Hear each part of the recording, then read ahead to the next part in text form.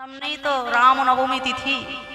প্রত্যেক সনাতন ধর্মাবলম্বী হিন্দু যেমন জন্মাষ্টমী ব্রতকে ভক্তি সহকারে পালন করে, তেমন রাম নবমী ব্রত অবশ্য ভক্তি সহকারে পালন করা কর্তব্য।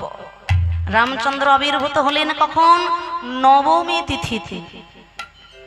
নবমীর কোনো ক্ষয় নাই, হিসেব করে দেখুন, নয়ের কোনো ক্ষয় নাই। একটু নয়ের নামটা ভালো করে মনে করে দেখুন। নয়কে নয়, নয় দুগুণে 18। এই যে শেষের সংখ্যা, এই শেষের সংখ্যাগুলো আপনারা একটু যোগ করে দেখুন তো, যোগ ফলটা কত হচ্ছে? 9 দুগুণে 18, 1 আর 8, 1 আর 8 কত হলো? 9, 3 9 27, 2 আর 7 কত হচ্ছে? ওই 9 আসছে, হিসেব করে দেখুন। 4 9 34, 3 আর 6 কত হচ্ছে শেষে? আবার 9 হচ্ছে না, যোগ করে দেখুন। 36 যোগ করে দেখুন, 6 আর 3 যোগ করলে 9 হচ্ছে। 5 9 45। তা এই যে 45, 4 আর 5 যোগ করে দেখুন, যোগফল কিন্তু 9 আসছে। 6 9 54, 5 আর 4 যোগ করে দেখুন।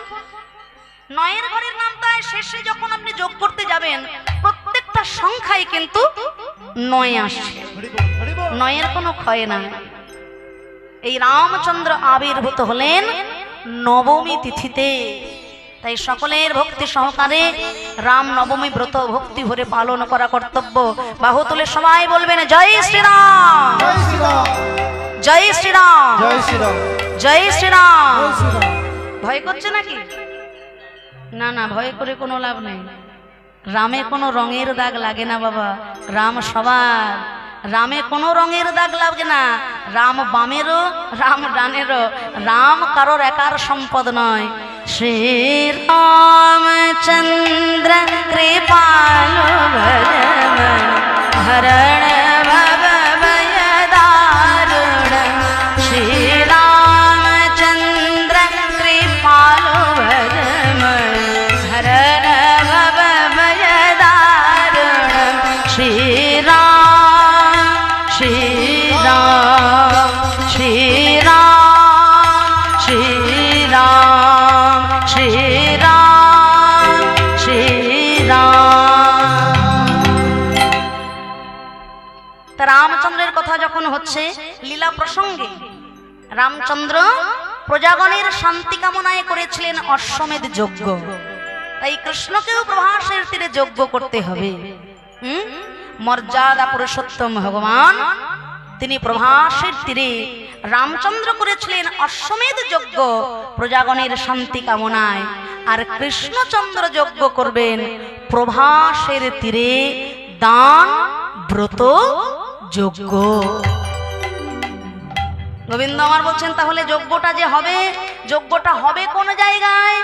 নারদ ঋষি বলছেন, শোনো প্রভু, যজ্ঞ যদি করতেই হয় ওই প্রভাস তীর্থে যজ্ঞ হবে। প্রভাস তীর্থে যজ্ঞ হবে, প্রভাস তীর্থে যজ্ঞ হবে। শোনো হে শ্যাম গুণনিধি, ওই প্রভাস তীর্থে যজ্ঞ হবে।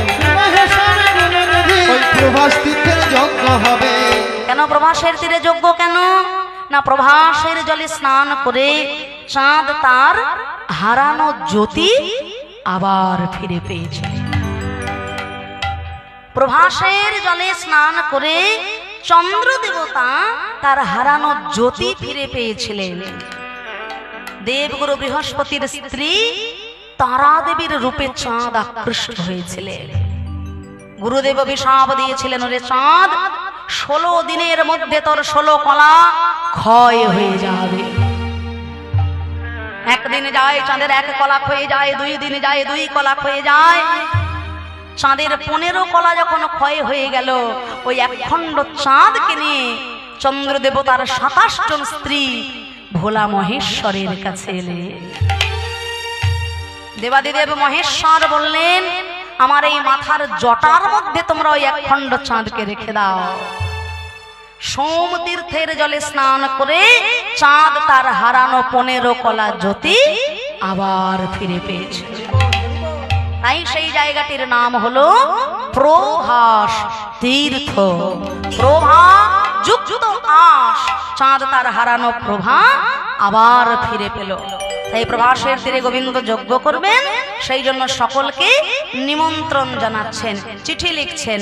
আহা প্রথমে শঙ্করে পরে শঙ্করী রে, প্রথমে শঙ্করে পরে শঙ্করী রে, প্রথমে শঙ্করে পরে শঙ্করী রে, প্রথমে শঙ্করে পরে শঙ্করী রে, গণপতি কার্তিকে রে, প্রথমে শঙ্করে পরে শঙ্করী, গণপতি কার্তিকে রে, শেষে পদজনী লক্ষ্মী না পানি পত্র লিখে নিজে ঘরে, শেষে পদজনী লোকে বিনা পাত পত্র লিখে নিজ করে, একে একে পত্র লিখে যে দিল, একে পত্র লিখে যে দিল, যথাযোগ্য সম্বোধনে একে একে পত্র লিখে যে দিল, সম্বোধন, একে একে পত্র লিখে যে দিল। যজ্ঞ করতে গেলে সবার আগে একজনকে স্মরণ করতে হয়। তিনি কে বাবা? যজ্ঞেশ্বর মহাদেব, তাই তো? শিবহীন যজ্ঞ কখনো সম্পূর্ণ হয় না। শিবহীন যজ্ঞ করতে গিয়ে শিব ঠাকুরের শ্বশুর মশাই, শিবহীন যজ্ঞ করতে গিয়ে শিব ঠাকুরের শ্বশুর মশাই তার মাথাটাই কেটে বাদ চলে গেছিল। শেষে ছাগ মুন্ড এনে দিতে হয়েছিল মাথায়। তা শিবহীন যজ্ঞ কখনো করা চলে না। শিব চতুর্দশী ব্রত আপনারা সকলে পালন করেছেন। আবার এই চৈত্রের সংক্রান্তিতে চড়ক পূজা হবে, শিব ঠাকুরের পূজা হবে। তা শিব চতুর্দশী আপনারা করেছিলেন তো? হ্যাঁ, কারা করলেন? মায়েরা না বাবারা? কারা করলেন? মায়েরা। আহারে, মায়েরা সারা রাত জেগে জেগে শিবের মাথায় জল ঢেলেছে। আর বাবারা কি করলো? বাবার প্রসাদ খেয়ে নর্দমার ধারে উল্টে পড়ে রইল, নাকি গো? রাধে রাধে। আমরা সনাতন ধর্মাবলম্বী হিন্দু হয়ে আমাদের ধর্ম সম্পর্কে আমাদের অনেক অবচেতনা রয়েছে। সমুদ্র মন্থন কালে যখন হলাহল বিষ উৎপন্ন হলো, সেই বিষে জগৎকে রক্ষা করার জন্য ভোলা মহেশ্বর ওই হলাহল বিষ নিজে পান করলেন। কণ্ঠ হয়ে গেল তার নীল, নাম হলো তার নীলকণ্ঠ। ওই বিষের জ্বালা থেকে প্রশমিত করার জন্য দেবতাগণ ভাং পাতার রস বাবার শ্রীঅঙ্গে প্রলেপ করলেন। আর তাতে কি হলো না, বিষের জ্বালা থেকে বাবা ধীরে ধীরে স্বস্তি পেলেন। সেই জন্য শিবের পূজায় সিদ্ধি, গাঁজা, ভাং এগুলো প্রয়োজন। কিন্তু আমরা অনেকে নিজের ধর্ম সম্পর্কে নিজেরাই জানি না। বাবার প্রসাদ হিসেবে ওই সমস্ত নেশাভান করে আমরা বলি বাবার প্রসাদ খাচ্ছি, তাই তো? তাহলে বাবার প্রসাদ হিসেবে যদি সিদ্ধি, গাঁজা নেশার বস্তু লাগে, তাহলে বাবা তো একদিন হলাহল বিষও খেয়েছিলেন, সেটা হবে? হলাহল বিষ তো দূরের কথা, সামান্য একটু ইঁদুর মারা বিষ খেয়ে হজম করার ক্ষমতা নাই, অথচ বাবার প্রসাদ হিসেবে নেশা করে আমরা ঘুরে বেড়াতে পারি, তাই না? তাই আমরা যারা যারা নেশা ভান করব, নিজেদের দায়িত্ব করব, তাতে ভোলা মহেশ্বরের নাম যেন কেউ যোগ করবেন না। তিনি হলেন মহাবৈষ্ণব। তাই সেই শিবহীন যজ্ঞ কখনো করা চলে না। গোবিন্দ আমার সবার আগে শিব ঠাকুরকে চিঠি লিখলেন, তারপর দেবতা, গন্ধর্ব, কিন্নর সবার নামে চিঠি লিখলেন। অবশেষে দাদা বলাই বলে, ভাই কানাই রে, সকলার নামে চিঠি তো লিখেছিস ভাই, কিন্তু যাদের কোলে পিঠে আমরা বড় হলাম, ওই মাতা যশোমতী পিতানন্দের নামে কোনো চিঠি না। গোবিন্দ আমার কেঁদে বলে, ওগো দাদা গো, দেবতা গন্ধর্ব কিন্নর সকলার নামে চিঠি লেখার মতো যোগ্যতা আমার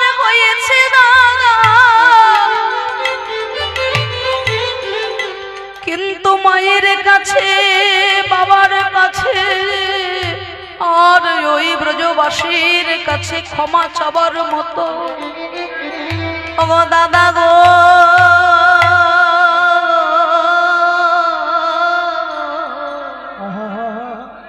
আমি যে ভাষা খুঁজে পেলাম না দাদা,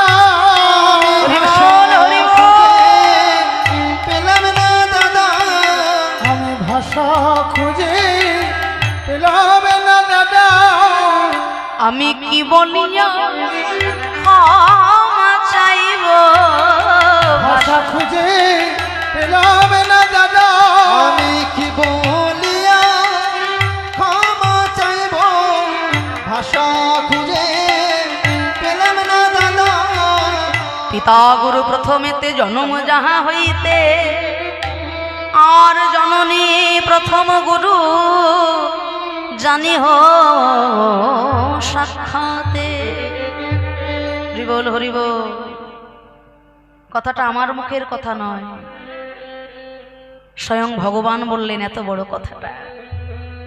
পিতা গুরু প্রথমেতে জনম যাহা হইতে। এ জগতের প্রথম গুরুকে, সর্বপ্রথম গুরু হলো পিতা মাতা। পিতা মাতাকে যন্ত্রণা দিয়ে ওই মূর্তির ভগবানকে কোনোদিন সন্তুষ্ট করা যায় না। কিন্তু দুঃখের বিষয়, আজকাল ঘরে ঘরে মা কাঁদছে আর বাবা কাঁদছে, তাই না? ছেলেবেলায় মা কাঁদে ছেলে ভাত খায় না বলে, আর বৃদ্ধকালে ওই মাই কাঁদে ছেলে ভাত দেয় না বলে। পৃথিবীতে সব ছেলেগুলোই যে খারাপ আমি তা কিন্তু বলবো না বাবা, ভালো আছে। এখনো এমন ছেলে আছে বৃদ্ধ মাকে বাবাকে মাথায় করে নিয়ে গঙ্গা স্নানে যায়। কিন্তু সবাই যদি এরকম হয়ে যেত, তাহলে কলকাতার বুকে গিয়ে দেখবেন মন্দির মসজিদের থেকে বেশি বেশি বৃদ্ধাশ্রম তৈরি হচ্ছে, তাই না? আমরা বেঁচে থাকতে ভালোবাসি না বাবা, আমরা বেঁচে থাকতে আদর করতে জানি না। চলে যাওয়ার পর ছবিতে মালা দিয়ে মিষ্টি দিয়ে চোখের জল ফেলতে পারি, তাই না? তখন আর পাড়ার লোককে গলদা চিংড়ি খাইয়ে কোনো লাভ হয় না। জীবন্ত ভগবান পিতা মাতাকে যদি কেউ খুশি করতে পারে, তাকে আলাদা করে ভগবানকে সন্তুষ্ট করতে মন্দিরে যেতে হয় না। মন্দিরের ভগবান সেই ভক্তকে দর্শন করার জন্য ছুটে আসে। হরি বল। যে কথাটা বললাম, এ কথাটা আমার বানানো গল্প কথা নয়। এখনো এই লীলার সাক্ষী দেওয়ার জন্য সেই মহারাষ্ট্রের পান্ডারপুরে চলে যাবেন। স্বয়ং ভগবান সেই কথার সাক্ষী দিতে এখনো দাঁড়িয়ে রয়েছে। পান্ডারপুরে একজন পিতৃমাতৃ ভক্ত সন্তান, নাম ছিল তার পুণ্ডলী। বৃদ্ধ পিতা মাতাকে মাথায় করে নিয়ে চন্দ্রভাগা নদীর জলে স্নান করাতে নিয়ে যায়। বৃদ্ধ পিতা মাতার সেবা করতে করতে জীবন অতিবাহিত হচ্ছে। দ্বারকাধীশ ভগবান কৃষ্ণচন্দ্র পিতৃমাতৃ ভক্ত পুণ্ডলিককে দর্শন করার তারে মধ্যরাত্রে দ্বারকা ধাম হতে ধীরে ধীরে চললেন ওই পান্ডারপুরের দিকে। রুক্মিণী দেবী বলে, স্বামী গো, তুমি যদি ভক্ত দর্শনে যাও আমার কথা লাও, ওগো আমিও তোমার সঙ্গে যাব, আমিও তোমার সঙ্গে যাব। ও সে কেমন ভক্ত আমি দেখতে পাবো, আমিও তোমার সঙ্গে যাব, সে কেমন ভক্ত দেখতে পাবো, আমিও তোমার সঙ্গে যাব। প্রভু বলছেন, রুক্মিণী,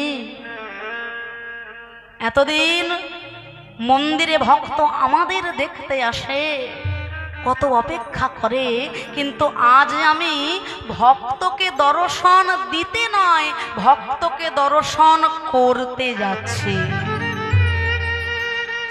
পারবে কষ্ট করতে আমার সাথে? পারবো প্রভু, পারবো, আমাকে সাথে নিয়ে চলো দয়াময়। পুণ্ডলিককে দর্শন করার জন্য রুক্মিণী দেবী আর কৃষ্ণ ভগবান চলেছেন পান্ডারপুরের দিকে।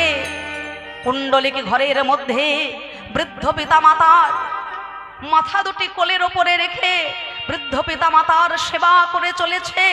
এমন সময় ভগবান ডাক দিলেন দরজার বাইরে দিয়ে, পুণ্ডলিক। পুণ্ডলিক মনে মনে চিন্তা করে, একদিকে আমার পিতা মাতার সেবা, অন্যদিকে ভক্ত বৎসল ভগবানের সেবা। আমি কোন সেবা রেখে কোন সেবা করি?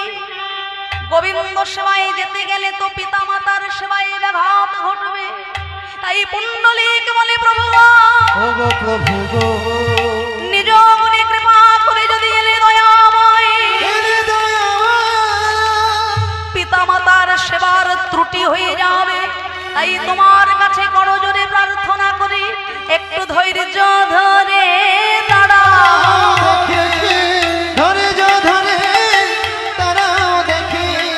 অগনইলে সেবায় ভাবে ত্রুটি, ধৈর্য ধরে দাঁড়াও দেখি, হবে ত্রুটি, ধৈর্য ধরে দাঁড়াও দেখি। ভালো করে ভেবে দেখুন ভক্তমণ্ডলী, ভক্তিমতী মায়েরা, ভগবান দরজার বাইরে দাঁড়িয়ে আছেন, আর ভক্ত পুণ্ডলিক ঘরের ভিতর থেকে ভগবানকে বলছে, প্রভু পিতামাতার ঘুম এখনো কাঁচা, এমতো অবস্থায় ফেলে রেখে যদি তোমার কাছে যাই, আমার মা বাবার ঘুম ভেঙে যাবে, মা বাবার সেবায় ত্রুটি হয়ে যাবে। তুমি একটু ধৈর্য ধরে দাঁড়াও, আগে পিতা মাতাকে ঘুম পাড়িয়ে দিই, তারপর আমি তোমার কাছে যাব। কেমন ভক্ত! কোনোদিনও যদি ভগবান আমাদের দুয়ারে এসে দাঁড়ায় আর আমরা যদি আমাদের ঘরে মা বাবার সেবা করি, আমরা কি করব? রইল পড়ে পিতা মাতার সেবা, আগে গিয়ে তো গোবিন্দ দেখে আসি। হ্যাঁ, সেই জন্যই তো মন্দিরে গিয়েও আমরা গোবিন্দ দর্শন পাই না। রুক্মিণী দেবী অবাক হয়ে গেলেন, এ কেমন ভক্ত যার দুয়ারে ভগবান দাঁড়িয়ে রয়েছে, সে পিতা মাতার সেবায় ত্রুটি হবে জেনে ভগবানকে দাঁড়াতে বলে। তথাপি পুণ্ডলিকের মতো ভক্তকে দর্শন করার জন্য ভগবান দাঁড়িয়ে রইলেন। আর দাঁড়িয়ে থাকতে থাকতে ভগবানের কোটি দেশে বড় ব্যথা হলো, তাই কোটি দেশে হাত রেখে দাঁড়িয়ে রইলেন প্রভু রুক্মিণী দেবীকে সঙ্গে করে নিয়ে। পুণ্ডলিকের পিতা মাতা গভীর নিদ্রায় মগ্ন। ধীরে ধীরে পুণ্ডলিক ঘরের দরজা খুলে দিয়ে গোবিন্দের চরণ দুখানে জড়িয়ে ধরে লুটিয়ে পড়েছে চরণে। প্রভু তুমি কত দয়াময়, প্রভু তুমি কত করুণাময়। আমার না আছে সাধনা, না আছে ভজনা, তথাপি আমার মতো ভক্তকে দর্শন করার জন্য তুমি ছুটে এসেছো প্রভু। পুণ্ডলিক, এসেছি যখন তোর কাছে, তোকে কিছু না দিয়ে যাব না। বল বল তুই কি চাস? প্রভু গো, আমার কিচ্ছু চাই না, বিশ্ব ব্রহ্মাণ্ড তোমাকে পাওয়ার তরে ছুটে বেড়ায়। সেই তুমি যখন আমার হয়েছো প্রভু, আমার আর চাবার কি আছে তোমার কাছে? তথাপিও ওরে পুণ্ডলিক, বল না, বল না তুই কি চাস আমার কাছে, বল কি বাসনা তোর? পুণ্ডলিক বলে, প্রভু গো, প্রভু গো, নিজ গুণে কৃপা করে যদি এলে প্রভু, আমি আমার জন্য কিছু চাই না দয়াল, চাই না দয়াময়।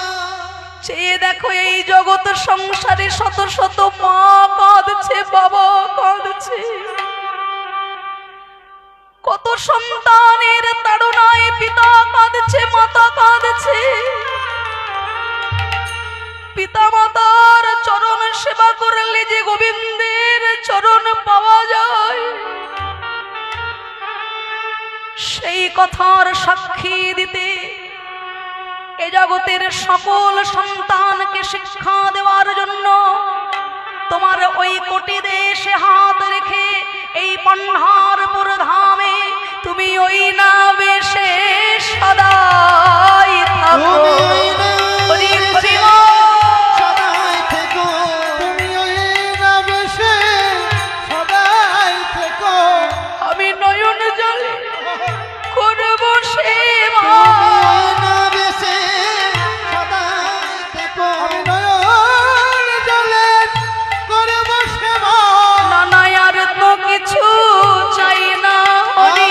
নয়ন জলে করিব সেবা। আর তো কিছু চাই না হরি। আমি নয়ন জলে করিব সেবা। আর তো কিছু চাই না হরি। নয়ন জলে করিব সেবা। আর তো কিছু চাই না হরি। নয়ন জলে করিব সেবা। আর তো কিছু চাই না হরি। নয়ন জলে করিব সেবা। আর তো কিছু হরি চাই না হরি হরি। বল। করিব সেবা। আর তো কিছু চাই না হরি। নয়ন জলে করিব সেবা। কিছু চাই না হরি। নয়ন জলে করিব সেবা। তুমি ওই না বেশে সদাই থেকো। ভক্তমণ্ডলী, ভক্তিমতী মায়েরা, যার ঘরে পিতা কাঁদছে, যার ঘরে মাতা কাঁদছে সন্তানের তাড়নায়, তারা একবার ওই মহারাষ্ট্রের পান্ডারপুরে চলে যাবেন। পিতৃমাতৃ ভক্ত পুণ্ডলিককে দর্শন করার জন্য এখনো পর্যন্ত ভগবান সেই লীলার সাক্ষী দিতে কোটি দেশে হাত রেখে দাঁড়িয়ে আছেন ওই দ্বারকাধীশ স্বয়ং ভগবান কৃষ্ণ, যিনি হলেন স্বয়ং বিঠ্ঠল ভগবান। এখনো পর্যন্ত ভক্তকে দর্শন করার জন্য ভগবান সেখানকার কৃষ্ণ হাতে বাঁশি নিয়ে নয়, ভক্তকে দর্শন করতে এসে তিনি কোটি দেশে হাত রেখে দাঁড়িয়েছিলেন রুক্মিণী দেবীকে বামে নিয়ে। আর সেই বিগ্রহই এখনো পর্যন্ত পান্ডারপুরে স্বয়ং বিঠ্ঠল ভগবান। তাই জীবন্ত ভগবান পিতা মাতার পূজা যদি কোনো সন্তান করতে পারে, কষ্ট করে মন্দিরে গিয়ে ভগবানকে সন্তুষ্ট করতে হয় না, কষ্ট করে বৃন্দাবনে তাকে যেতে হয় না, বৃন্দাবন তার নিজের বাড়িটাই তৈরি হয়ে যায়। হরি হরি বল। তাই তো আজকে গোবিন্দ আমার প্রভাসের তীরে যজ্ঞ করার আগে জগৎকে শিখালেন যে হে জগৎ, যদি কোনো শুভ কাজ করতে হয় পিতা মাতাকে কষ্ট দিয়ে কোনো কাজ সফল হয় না। পিতা মাতার কাছে চিঠি লিখলেন, ব্রজে সবার কাছে চিঠি লিখলেন, রাধা রানীর কাছেও চিঠি লিখলেন, আর সকলের নিমন্ত্রণ পত্র পেয়ে নারদ ঋষি আনন্দে নাচতে নাচতে চলেছে। আহা ওগো নিমন্ত্রণ পত্র পাইয়া নারদ চলিল। হরি হরি বল। নারদ চলিল, নিমন্ত্রণ পত্র পাইয়া নারদ চলিল। নারদ চলিল। আবার কৈলাসেতে যাইয়া ঋষি শিব করে দিল, শিব করে দিল। আহা কৈলাসেতে যাইয়া রে শিব করে দিল। শিব করে দিল। আহা কি আনন্দ, কি আনন্দ, পত্র হেরি ভোলা নাথে আনন্দে মগ। হরি বল। বম বলে ভোলা করে নর্ত। বম বম বলে ভোলা করে আরে বম বম বলে ভোলা করে নর্ত। বম বম বলে ভোলা করে কত শিব নাচছে, শিব নাচছে, নারদ নাচছে, শিব নাচছে। ওরে নারদ নাচছে, শিব নাচছে। ওগো বম বম বলে ভোলা করে নর্ত। ওরে বম বম বলে ভোলা করে আহা বম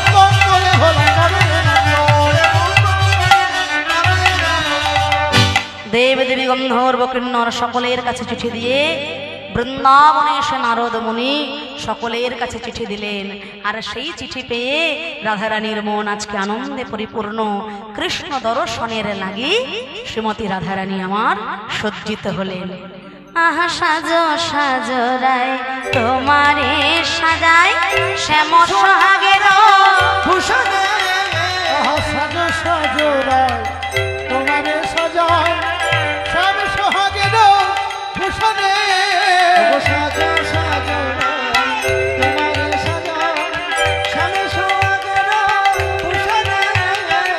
সাজো সাজো রায় তোমারে সাজায় শ্যাম সোহাগের ভূষণে। সাজো সাজো তোমারে সাজায় শ্যাম সোহাগের ভূষণে।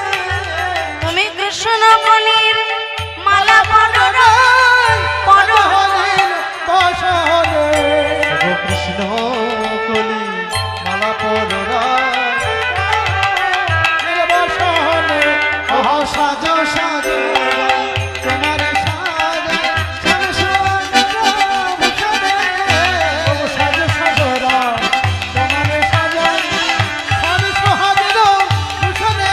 ওই না সাজো সাজো রায় তোমারে সাজায়। কৃষ্ণ দর্শন করবে বলে রাধারানী আজকে সজ্জিত হচ্ছে। কোথায় ছিল কুটিলা? সে যখন দেখলো ঘরের বউ আজকে কেলে ছোড়াকে দর্শন করতে যাবে বলে সেজে গুজে একবারে অপসরী হচ্ছে, তার কি আর সহ্য হয়? হ্যাঁ, দাদা আয়ানের কাছে এসেছে, দাদা গো দেখবি চল তোর ঘরের বউয়ের কুল কেলেঙ্কারি একবার দেখবি চল। আয়ান ঘোষ ছিল কালী ভক্ত। কালী ভক্ত আয়ান মনে মনে চিন্তা করলো, রোজ রোজ ঘরের বউকে নিয়ে এত কুল কেলেঙ্কারি আমার আর ভালো লাগে না। আয়ান ঘোষ কি করলো না, মা কালীর হাত থেকে খাড়াটা তুলে নিয়ে চিন্তা করছে ওই খাড়া দিয়ে আজকে আমি রাধারানীকে একেবারে দ্বিখণ্ডিত করে দেব। মা কালীর হাত থেকে খাড়া তুলে এনেছে আয়ান রাধারানীকে মারবে বলব। আর আয়ান ঘোষের হাতে খাড়া দর্শন করে রাধারানীর মধ্যে হয়ে গেল ভাবান্তর। আমাকে মারতে এসেছো তুমি? হে আয়ান ঘোষ, তাহলে ভালো করে আমার দিকে তাকিয়ে দেখো, চিনতে পারো কিনা আমায়? চেনো না তুমি যে মনে, চেনো না